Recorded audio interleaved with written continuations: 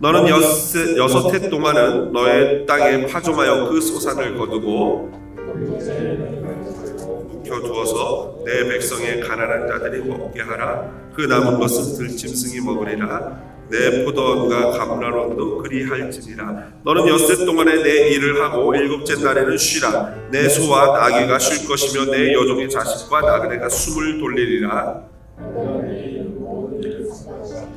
다른 신들의 이름은 부르지도 말며 내 입에서 들리게도 하지 말지니라. 너는 매년 3번 내게 절기를 지킬지니라. 너는 무교병의 절기를 지키라. 내가 내게 명령한 대로 아비골에 정한 때 1해 동안 무교병을 먹을지니 이는 그 달에 내가 애굽에서 나왔습니다. 빈손으로 내 앞에 나오지 말지니라. 맥주절을 지키라. 이는 내가 수고하여 밭에서 뿌린 것의 첫 열매를 거두리니라. 수장절을 지키라. 이는 내가 수고하여 이룬 것을 연말에 밭에서부터 거두어 저장함이니라.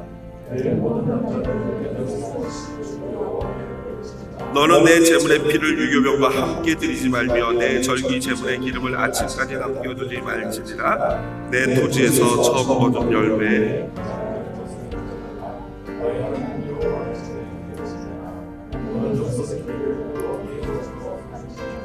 아멘. 출애굽기 23장 10절로 19절 말씀 가지고요, 숨 돌리게 하시는 하나님이라는 제목으로 말씀의 은혜 나누도록 하겠습니다. 한국이 낳은 세계적인 감독 기생충의 봉준호 감독이요, 2017년 그러니까 기생충을 감독하기 2년 전에 찍은 영화가 옥자라는 영화가 있습니다. 여러분 제목만 들으면 아마 어떤 기구한 여성의 운명인가 보다라고 생각할 수 있는데요, 옥자는 슈퍼 돼지의 이름입니다. 옥자는 생긴 것은 하마와 같고 하는 짓은 강아지 같은, 그러나 이렇게 덩치가 엄청나게 하마만큼 큰 그런 돼지, 그러니까 소위 말하는 유전자 변형 생물인 그러한 돼지입니다. 약간 이 미래, 아주 가까운 미래 이야기, 오늘날 벌어지고 있고 좀 있으면 벌어질 그런 미래 이야기를 구성한 그런 영화인데요, 그 옥자라는 슈퍼 돼지를 이용하여서 돈을 벌려고 하는 미국 거대 육가공 회사와 그 옥자를 어렸을 때부터 맡겨서 위탁하여 키우게 했던, 그 이미지를 위해서 키우게 했던 강원도 산골의 미자라는 14살짜리 여자아이와의 사랑과 모험의 이야기가 바로 이 옥자라는 영화입니다. 더 많이, 더 빨리, 그리고 더 크고 맛있는 육류를 생산해내기 위해서 더 많은 이득을 남기려는 그 인간의 탐욕스러운 마음을 그대로 담아서 함께 고민하게 하는 그런 영화였습니다. 사실 인류의 식량 문제는요, 앞으로 다가올 미래의 문제 중에 핵심적인 문제가 될 것이라고 합니다. 세계 인구가 늘어나면서 식품을 그 인구에 비례하여 더 많이 생산하면 되겠지만, 사실 그 식품을 더 많이 생산하기 위해서 따라오는 여러 가지 문제가 굉장히 심각한 수준이라고 합니다. 저는 전주 MBC의 다큐멘터리인 육식의 반란 두 번째 이야기, 분뇨의 사슬이라는 제목의 다큐멘터리를 본 적이 있습니다.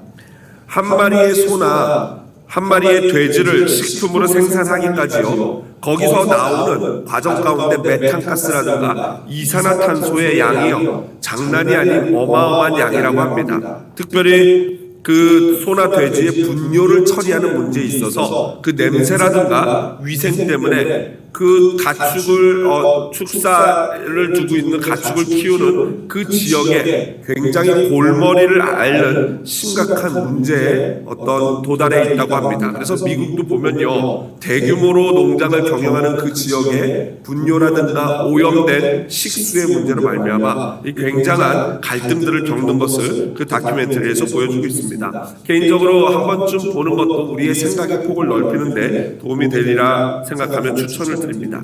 앞으로 이처럼 미래의 환경과 식량의 문제가요, 심각하게 대두될 것이 분명한데요, 그러므로 지금부터 인류가 함께 한마음으로 고민하며 머리를 맞대고 대책을 강구해야 된다고 생각을 합니다.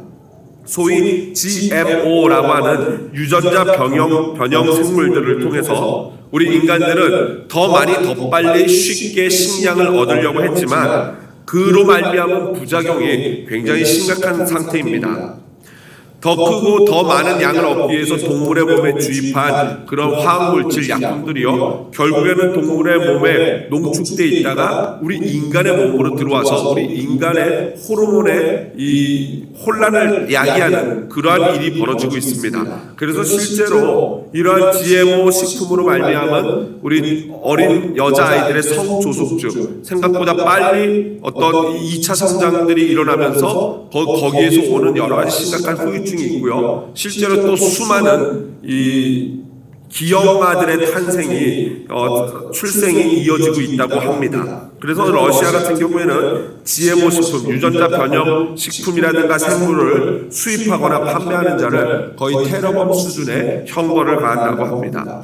이러한 인간의 탐욕의 위험성은요, 역사 속에서도 발견되는데요. 지난번에 제가 한번 소개해드렸던 유발 하라리라고 하는 유대인 이 세계적인 이 학자가 쓴 호모사피엔스라는 책에 의하면요, 그 미 대륙에 지금보다 훨씬 많은 종류의 대형 동물들이 있었다고 합니다. 지금은 우리는 코끼리, 하마 이런 것들만 보지만 실제로 우리가 지금 살고 있는 이 아메리카 대륙에 더 많은 종류의 대형 동물들이 있었는데 그것들이 한순간에 멸종하는 일이 벌어졌어요. 대부분의 이 학자들은 기후의 문제다라고 보고 있는데 이 유발 하라리는 그의 주장에 의하면은 기후의 문제보다는 호모사피엔스들의 무분별한 사냥, 큰 짐승들, 온순하고 착한 큰 짐승들을 사냥하기 쉬우니까 그것들을 막 무분별하게 잡아먹음으로 말미암아 벌어진 것이 바로 그런 대형 생물들의 멸종이다라고 유발 하라리의 주장에 의하면 그런 학설이 있습니다. 여하튼 이러한 GMO 음식 제품의 문제는요, 육류뿐만이 아닙니다. 과일이나 야채에서도 그러한 이 식품들에 대한 안전성에 대한 동일한 문제를 가지고 있습니다. 또한 이러한 인간의 탐욕스러운 더 빨리, 더 많이, 더 높이, 더 크게 라는 이러한 탐욕적인 문제는요, 사회 전반적인 부분에 나타나죠. 더 높은 건물, 더 빨리 이동하는 이동수단, 더 빨리 무엇인가를 모으려고 하는 그런 욕심들 때문에 사회 전반적인 관계에서 문제가 발생합니다. 심지어 인간 관계조차도 더 빨리 나에게 이득이 되는지 안 되는지를 판단해서 재빠르게 손절해버리는, 관계를 끊어버리는 그러한 현상이 벌어지고 있죠. 물론 나의 영적인 상태나 내 어떤 영적인 건강을 위해서 잘 판단을 해야 됩니다. 이 사람이 나에게 유익이 되는 사람인지 아닌지를 판단해서 관계를 적절하게 유지해야 되는데 그런 관계 말고요, 실제로 나에게 그냥 일반적인 생활에서 이기적으로 이 사람을 내가 같이 두는 게 실제적인 나에게 어떤 유익이 있나 이런 이기적인 생각으로 인간 관계를 만들어가서는 안 되는데 그러한 사람들이 많이 늘어나고 있는 게 사실은 현실적이라고 합니다. 이러한 말세 현상에 대한 경고일까요? 이러한 말세 현상에 대해서 대비책이라고 해야 할까요? 바로 오늘 본문이요, 우리 인간의 이러한 무절제한 탐욕에 대해서 다루는 본문이 바로 오늘 본문입니다. 그리고 그 밑바탕에는요, 하나님의 사랑과 자비가 넘실넘실 흘러 넘치고 있습니다. 안식일과 안식년, 그리고 유대인들의 3대 절기와 관련되어서 이것들을 통해서 하나님이 우리에게 무엇을 말씀하시고 싶은지, 이것을 통해서 하나님이 우리에게 어떤 마음을 가지고 계시는지를 한번 알아보도록 하겠습니다.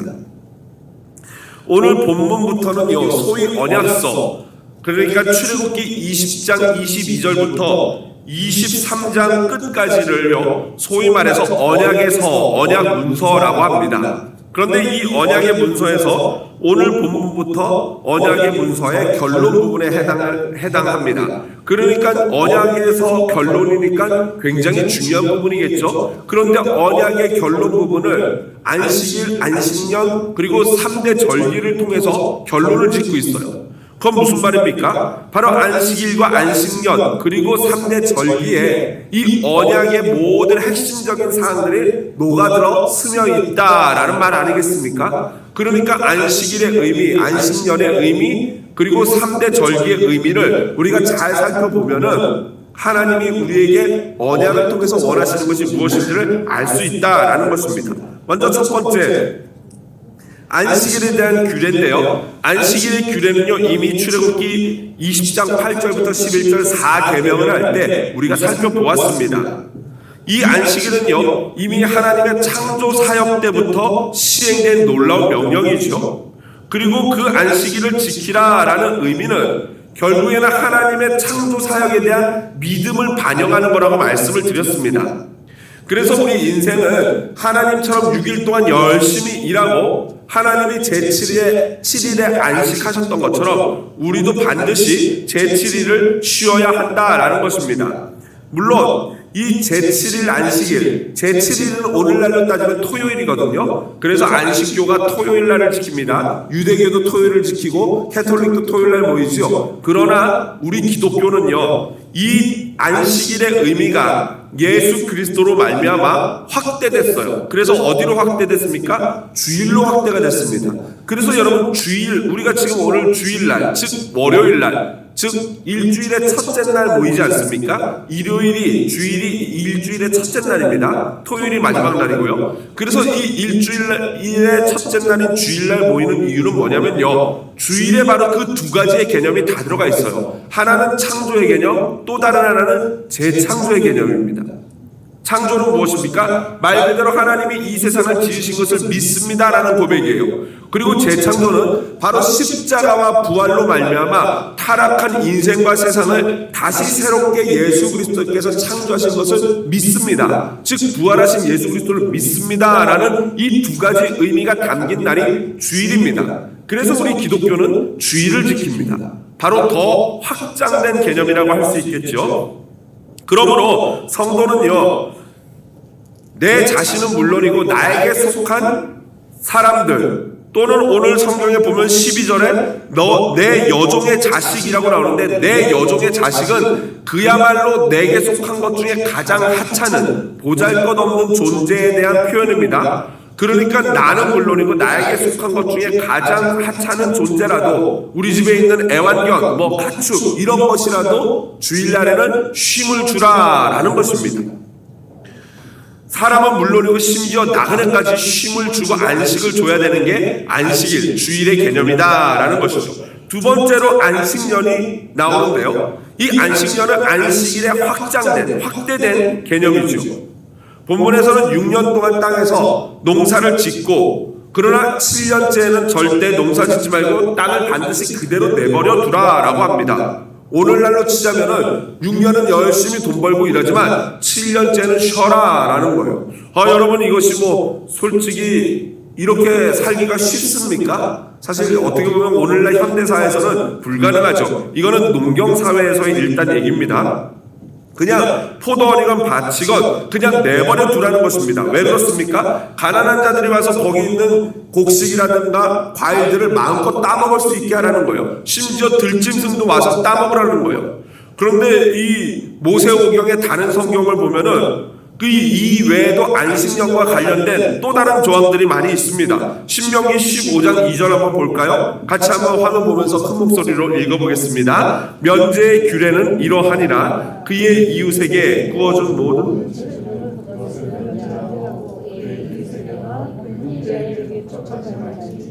이는 여호와를 위하여 면제를 선포하였습니다. 그렇습니다. 빌려주고 6년이 지나도록 갚지 못하는 사람이 있다면은 그냥 잊으라는 거예요. 줘버리라는 거예요.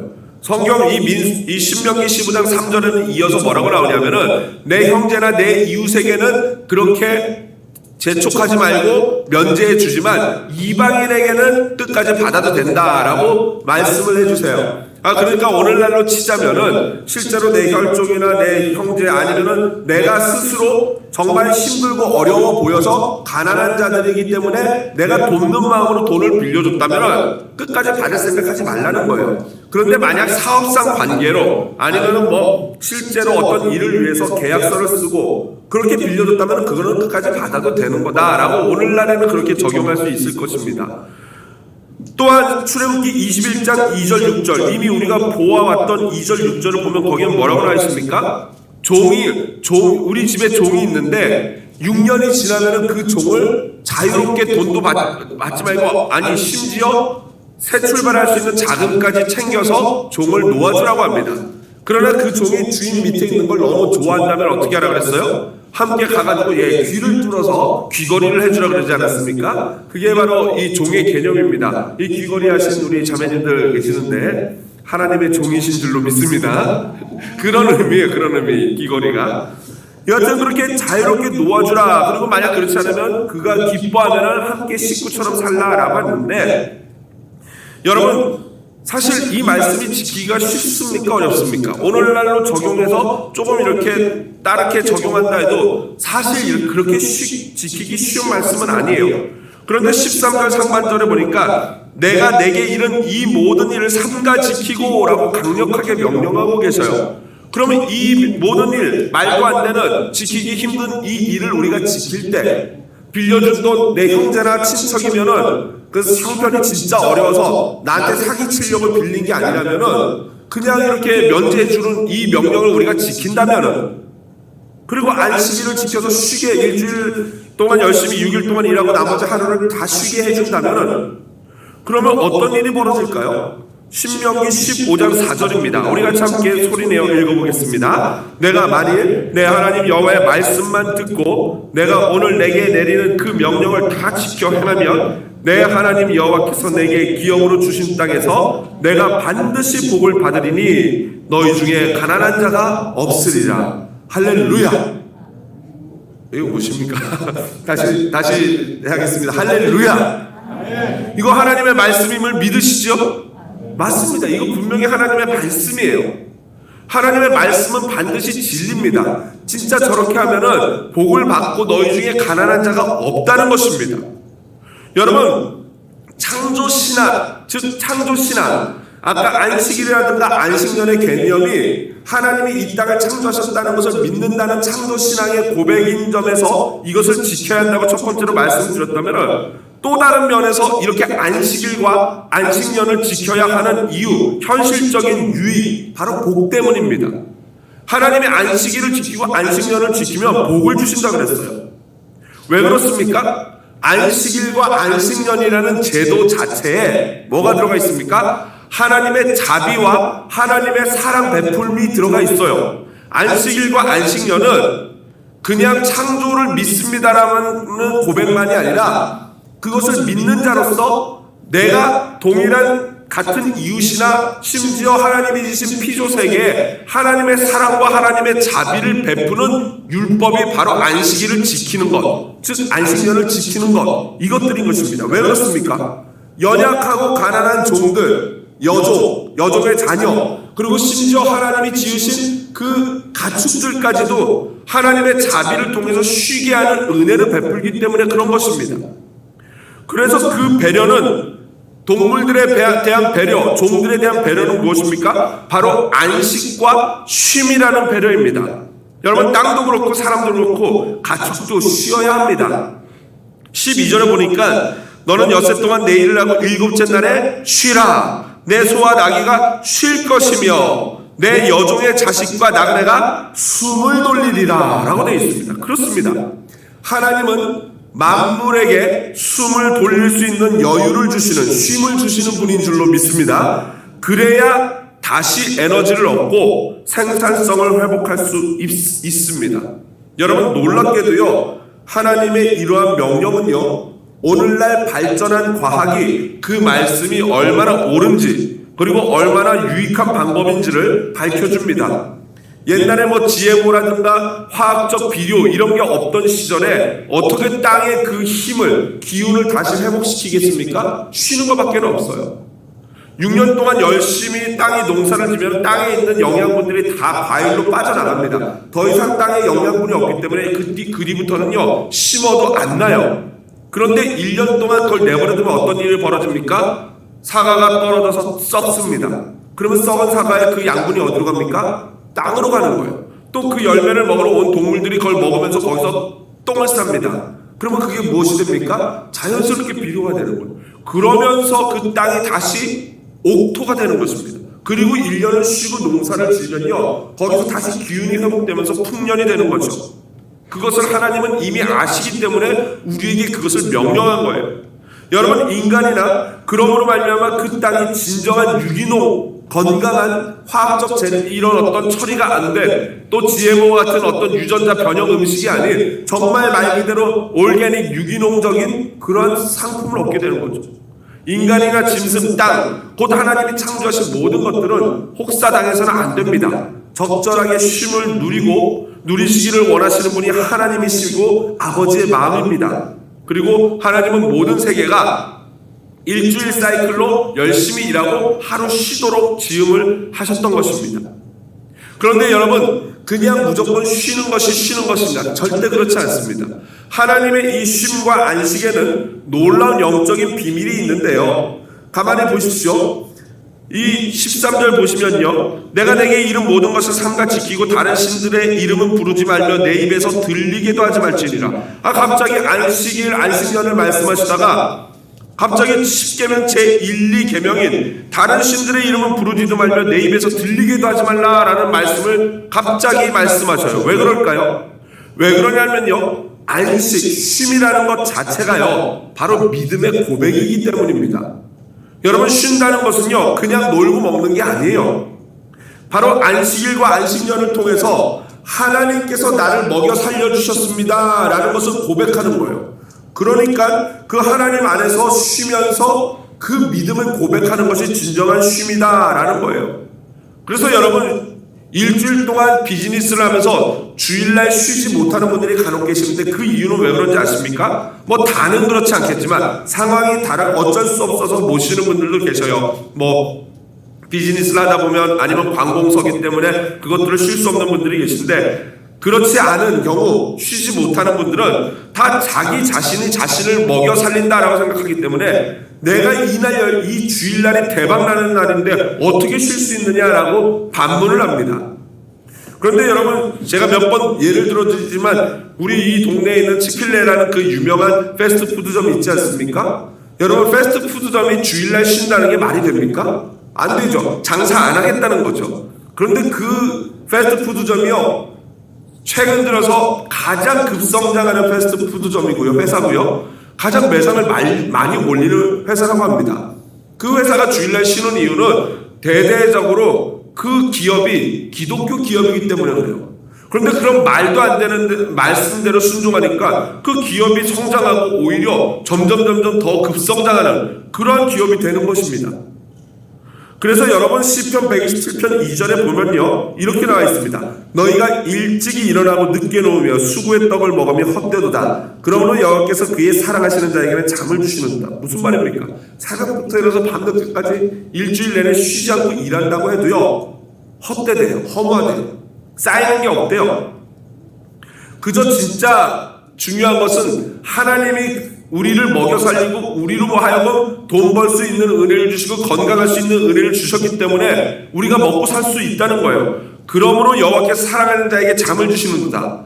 한마디로 진짜 하나님의 은혜를 입은 자가 그 안에서 쉼과 안식을 누릴 수 있다라는 것입니다.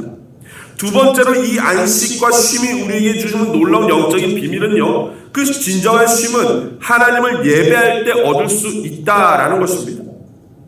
말씀드렸듯이 13절에 갑자기 이렇게 하나님의 이름을, 다른 이 신들의 이름을 부르지 말라라는 것은 우리의 쉼은요 영적으로 하나님을 예배하는 것과 뗄래야 뗄 수 없습니다. 그냥 놀고 먹는 게 쉬는 게 아니라, 왜 여러분 일주일에 한 번 쉽니까? 주일날 교회 가라고 쉬는 거예요. 세상이 왜 일주일에 한 번 쉬는지 알아요? 물론 육체적인 쉼도 있지만 주일날 교회 가서 하나님을 만남으로 네 영혼을 소생시키고 회복하라 라는 그러한 의미인 것입니다.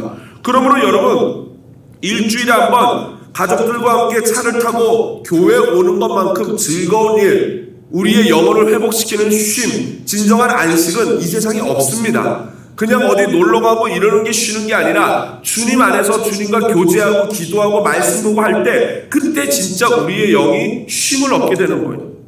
그래서 여러분, 우리 기성세대가 이 자녀 세대에게 교회 가는 것이 얼마나 즐거운 일인지를 경험하게 해줄 사명이 있어요. 여러분, 애들이 교회 나오는 게 즐거워야지, 그냥 교회 가자 그러면 애들이 막 교회 가기 싫어가지고 막 주리를 틀고 이러면 벌써 그 교회는 소망이 없습니다. 그런 점에서 저는 우리 교회가 참 소망이 있다고 생각해요. 애들이 막 새벽부터 교회 와가지고 막 교회 바닥에 누워서 졸려가지고 졸고 있어요. 근데 그게 얼마나 안타까우면서도 얼마나 귀한지 모르겠어요. 애들이 그만큼 교회 오는 게 좋은 거 아니겠습니까? 여러분, 애들이 교회 오는 즐거움을 경험하게 해주셔야 돼요. 그래서 우리 뭐 교회 어른들, 장로님들 얼마나 귀한지 뭐 예전에는 막 그냥 교회 오면 애들 막 해피밀도 다시 해피 엑스도 사가지고 이렇게 주고 그랬대요. 여러분, 얼마나 애들이 해피해지겠습니까? 또 우리 청년들 오고 막 청소년들 오면은 막 보면서 볼 때마다 네 머리가 그게 뭐냐고 뭐 이러지 마세요. 옷 입고 오면 너 바지가 왜 이렇게 찢어졌냐, 엄마 아빠 뭐 하시노, 이러지 마세요. 여러분, 어떻게 입고 오건 어떻게 하든 오면 우리 청년들 청소년들 등 두들겨주고 잘했다, 너 잘왔다, 이 팬데믹 가운데 오는 것도 두려운데 어떻게 이렇게 교회를 한 번도 안 빠지고 오냐면서 등 쳐주면 그 아이들이 교회에 대해서 어떤 이미지를 갖겠습니까? 세상 어른들은 막 그냥 잔소리만 하고 권위적이고 우리를 막 그냥 못마땅하는데 교회만 가면 내 존재감이 올라가는 거예요. 너무 귀해지는 거예요. 하나님이 막 기뻐하시는 거를 어른들이 다 전해주고 장로님들, 권사님, 집사님들이 해주니 그 청소년과 청년들 또 우리 주일학교 아이들이 얼마나 교회가 괜찮은 곳이다 라고 생각하겠습니까? 우리 모두 볼 때마다 그러한 하나님의 손과 입이 되어서 아이들을 축복해 주시기를 부탁을 드립니다. 이처럼 안식일과 안식년 규례는요, 인간이 더 많이, 더 크게, 더 빨리 그런 무절제한 탐욕에 대해서 브레이크를 거는 율법이 바로 안식일, 안식년의 율법이에요. 더 많이 갖고 더 큰 것 가지면은 여러분 안식과 쉼을 얻을 것이라는 착각에 빠진 우리 인생에게 그 불쌍한 인생을 구원해주는 율법이 바로 이 안식일과 안식년의 율법인 것입니다. 그리고 이것을 지킬 때 사람은 물론이고 자연과 동물, 온 피조세계가 하나님의 복을 누리게 됩니다. 내가 안식일, 즉 주일만 잘 지키고 내가 정말 진정한 쉼만 잘 누리게 되면 그 자체로 우리가 세상에게 하나님의 자비와 사랑을 전하는 그러한 시스템이 되어 있는 것입니다. 우리 모두 하나님의 복의 통로가 됩시다. 두 번째로, 하나님은 이제 유대인들에게 3대 절기를 지키라고 명령하십니다. 간단하게 이스라엘 3대 명절을 살펴보도록 하겠습니다. 첫 번째로 무교절인데요. 무교절은 다른 말로 또 유월절로 불려집니다. 이 유월절과 무교절은요, 뗄래야 뗄 수가 없어요. 여러분, 유월절은 아시다시피 출애굽할 때 그날 마지막 날 저녁에 어린 양을 잡아서 문설주에 그 피를 바르고 그 어린 양을 구워서 급하게 먹는 절기가 유월절이에요. 그리고 그 다음날부터 일주일간 무교절이 시작이 됩니다. 그 무교절은 일주일 동안 이스트, 그러니까 빵을 부풀리거나 설탕이나 뭐 소금이나 이런 걸 넣지 않은 그냥 밀가루만 가지고 만든 그런 빵을 해먹는 절기가 무교절입니다. 그러니까 여러분, 이 무교절은요, 사실은 이 아비벌, 니산월이라고도, 이제 바벨론 포로 후기에는 니산월이라고 이름이 바뀌었는데 이스라엘 백성이 출애굽을 할 때가 딱 7월이었어요. 그런데 하나님이 그때를, 그 7월을 이제 오늘부터는 이 7월을 너희의 1월로 삼아라 라고 명령을 하십니다. 그래서 갑자기 7월이 1월이 됐어요. 그래서 이스라엘 사람들에게는 일반령, 즉 출애굽한 것이 7월이라고 하는 일반 달력이 있고요. 그 출애굽한 날을 1월달 정월로 보는 종교력이 있어요. 그래서 종교력 1월, 니산월, 아비벌 14일이 6월절 저녁인 거예요. 그러니까 이제 이번 주일 금요일 날, 우리로 치자면은 이번 주 금요일 저녁이 바로 이 6월절이 되는 것입니다. 예수님이 그날, 목요일 저녁이죠. 목요일 저녁에 예수님이 돌아가시는 거예요. 그래서, 죄송합니다. 금요일 날 예수님이 오전에 돌아가시죠. 그러니까 그 6월절 만찬이 목요일 날 저녁에 벌어지는 겁니다. 바로 이 절기가 6월절과 무교절이라고 하는데, 결국 이 무교절 6월절은요, 어린 양 대신 우리를 구원하시기 위해서 십자가에서 죽으시는 어린 양 예수 그리스도를 상징하는 절기입니다.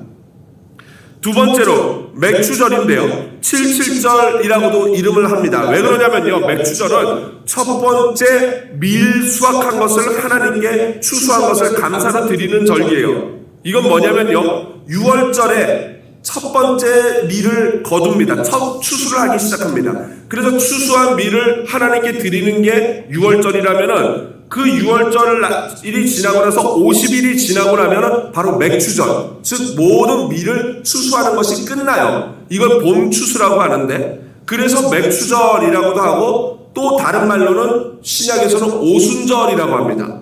여러분 오순절 아시죠? 오순절이 어떤 날입니까? 성령이 강림한 날 아니겠습니까? 오순절 마가다락방이라고 하지 않습니까? 바로 그 오순절이 이 맥추절이에요. 그러니까 6월절, 예수님이 돌아가시고 나서 50일이 지난 날이 바로 오순절인 것입니다. 그러니까 오순절은 바로 이 성령의 임재를 상징하는 거고, 그 하나님이 주신 그 성령의 임재와 또한 밀수확을 감사하는 날이 맥추절입니다. 마지막 세 번째로 수장절인데요. 수장절은 가을에 있어요.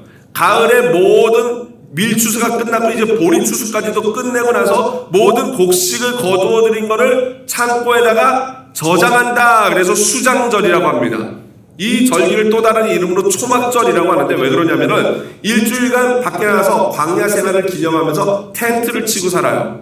그리고 이 수장절은 오늘날 우리로 치자면은 가을에 있는 무엇과 똑같겠습니까? 추수감사절과 똑같습니다. 하나님께 모든 추수를 감사하며 드리는 절기가 바로 추수감사절입니다.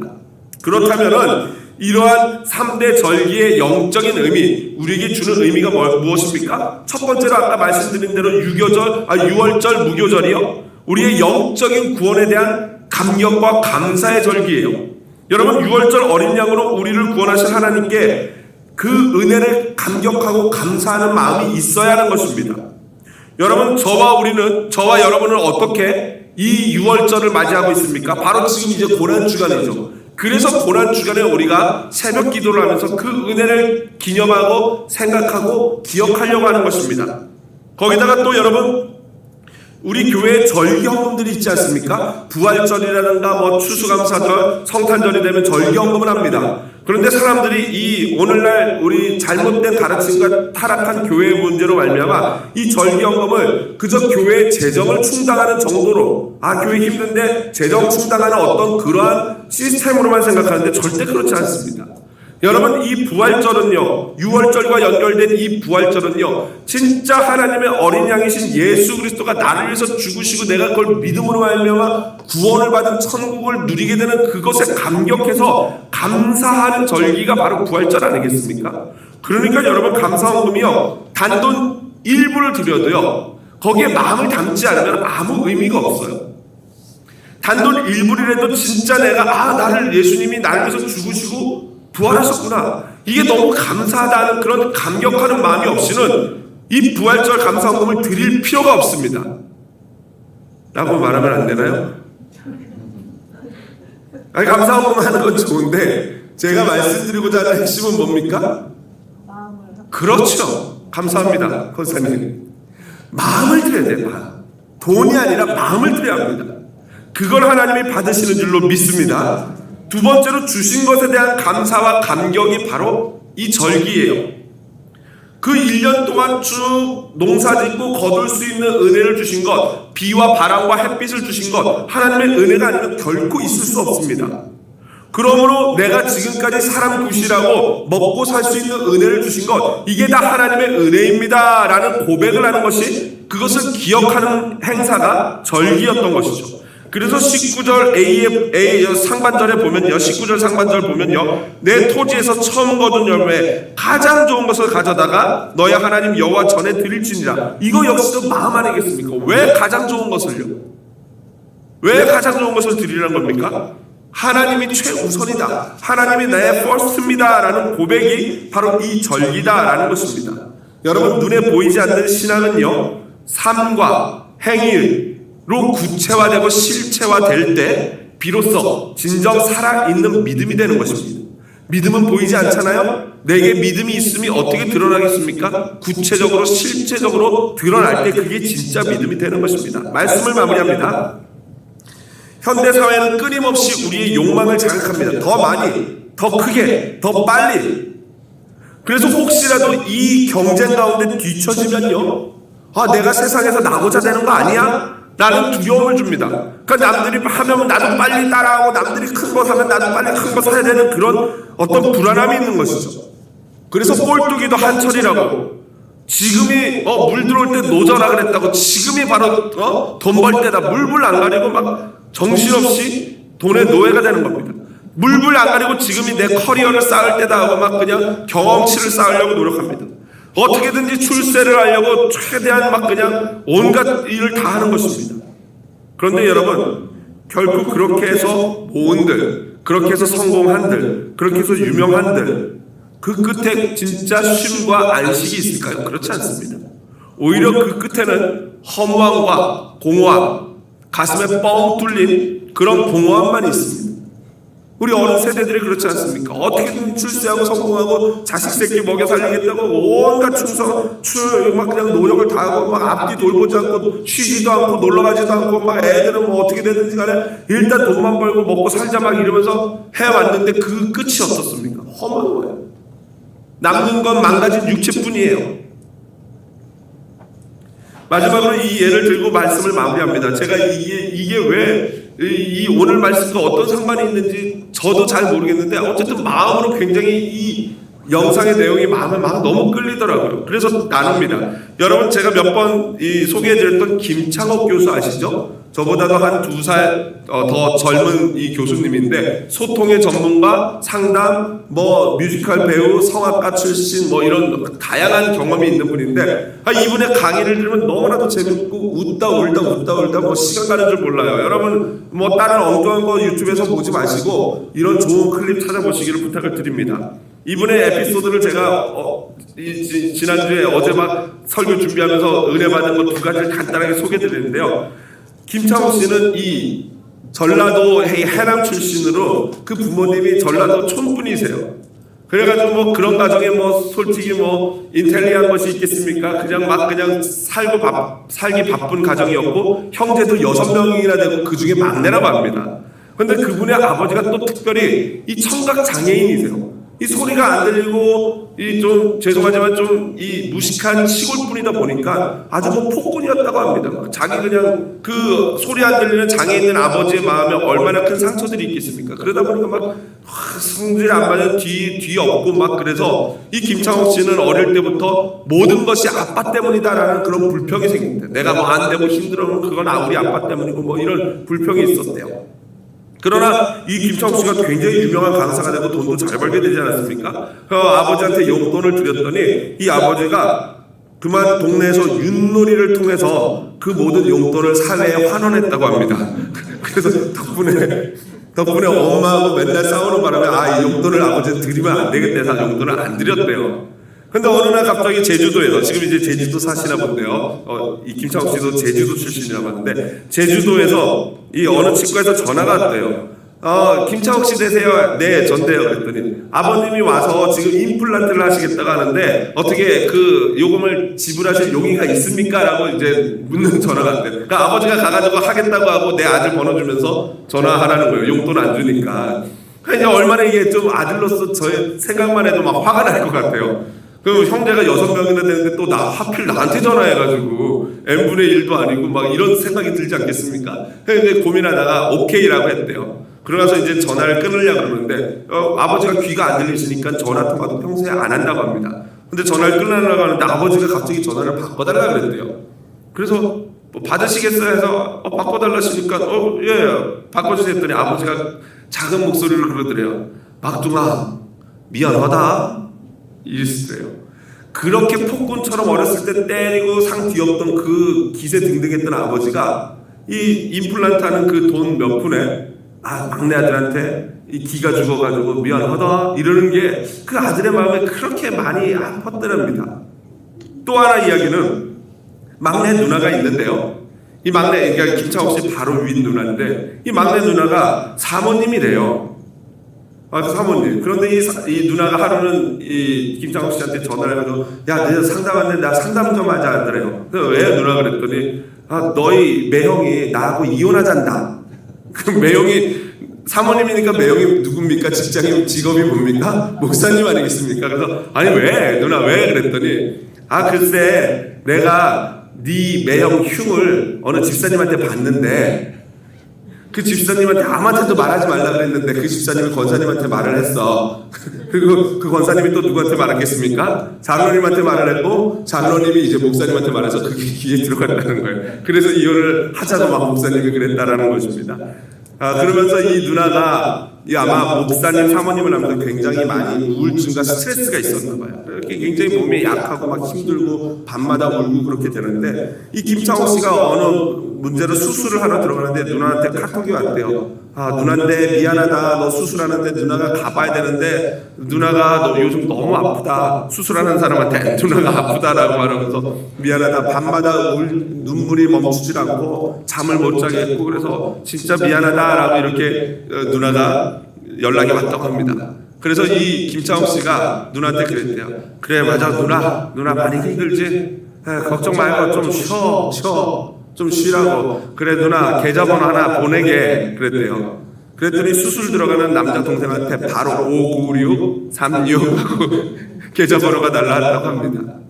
제가 이 이야기를 무엇 때문에 이 성도님들과 나누고 싶은지 정확히는 모르겠는데 이거예요. 여러분 우리 삶에 김창옥 씨 같은 남동생 하나 있으면 좋지 않겠습니까? 힘들고 어려울 때 김창옥 씨 같은 전화만 하면은 계좌번호 불러봐 누나.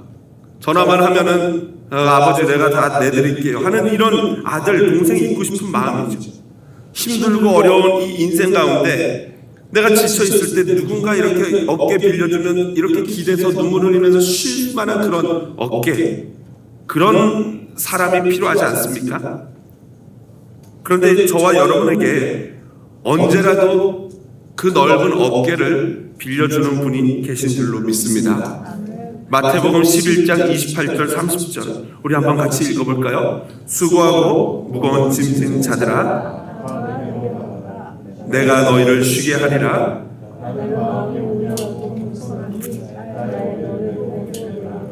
그리하면 너희 마음이 쉼을 얻으리니 이는 내 멍에는 쉽고 내 짐은 가벼우니라. 아멘. 그렇습니다 여러분.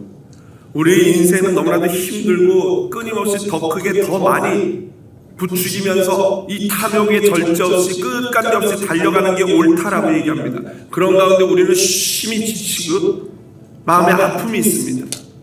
오늘 누구든지 내게 오라 내가 너를 쉬게 하리라 초청하시는 예수님 앞에 우리의 마음을 쏟아냅시다. 토해냅시다. 오직 주님 안에서만 참된 쉼과 위로와 회복이 있습니다. 저와 여러분으로 하여금 한숨 크게 쉬고 숨 쉴 수 있게 숨 돌릴 수 있게 해주시는 하나님을 찬양합니다. 우리가 잠잠히 오직 하나님만 바랄 때 하나님은 우리로 하여금 오늘 숨을 돌릴 수 있는 은혜를 주실 줄로 믿습니다. 우리 그 마음으로 이 찬양으로 하나님께 고백하며 나갑니다.